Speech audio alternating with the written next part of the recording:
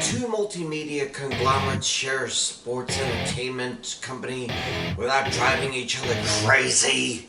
I'm Chris Wolvie, the wrestling vlogger who always tells it like it is.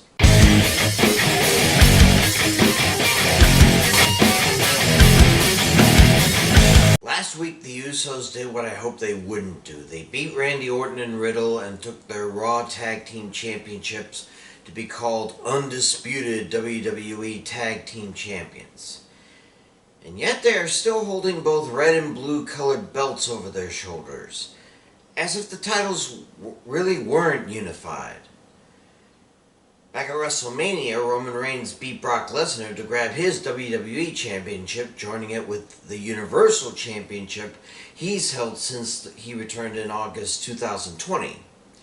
He now considers himself the unified WWE Universal Champion. And yet, he still has the two belts on his shoulder, as if the titles really weren't unified. This is my way of thinking. Unless we only see one belt on Roman Reigns' shoulder or waist, and until we see one belt on each of Jey and Jimmy Uso's shoulders or waist, the titles are not unified. Besides that, if they truly were unified, that means the 5+ year second WWE brand split would be officially over. Competitors would show up on both shows and more or less fight for spots on either one.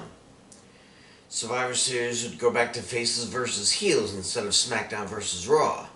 In due time, both women's titles would be brought together, and thankfully not renamed the Divas Championship. Since I've yet to see any indication of that happening, especially since we've yet to see Reigns even compete on Raw, I choose to believe that the split isn't ending yet, and I further assume that the split will not be ending for a good while. Why? Simply because the networks won't allow it.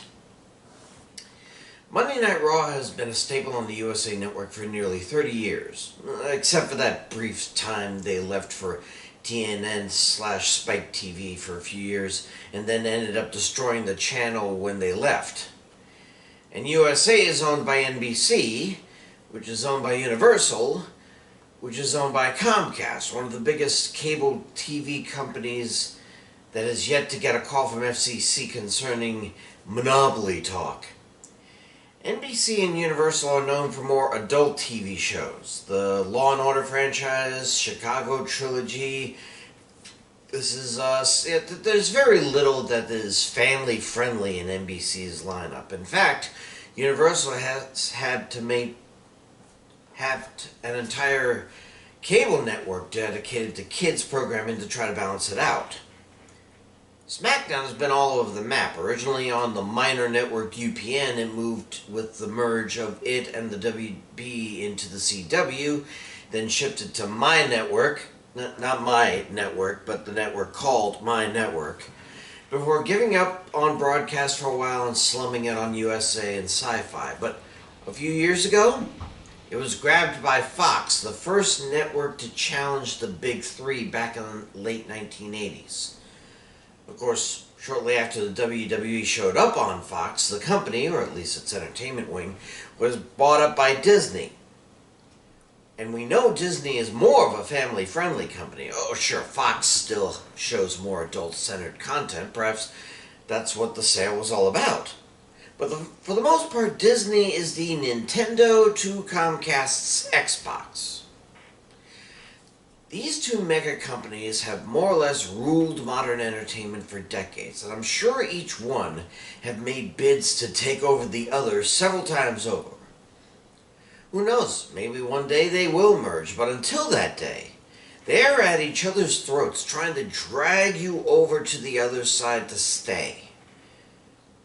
Not unlike when Raw and SmackDown general managers did that during the first brand split, right?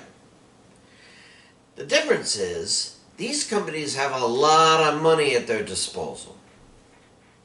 They push and shove each other to try to get the best talent on the show they broadcast.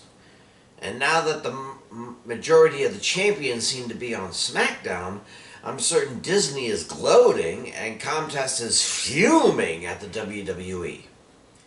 If this is how the brand split ends, then the WWE network in the US had better A, relaunch itself as a separate streaming channel, or B, better cut a deal to get on Disney Plus in a hurry, because there's no way Comcast will allow them to keep it on Peacock.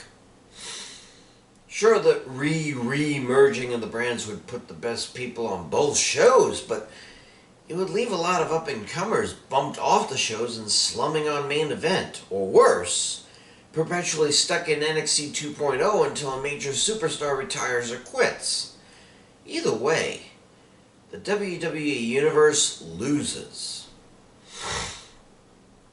I don't think it was an exaggeration when, during the last few WWE drafts, they say USA and Fox officials took part in deciding the picks. Sure, the WWE knew who was going where, but I seriously doubt that Comcast and Disney were completely out of the loop. I'm sure they were offering sweet incentives to make sure certain popular superstars were on the show they have on TV every week. The companies even showed disgust when a superstar shows up via trade or the such on the other brand.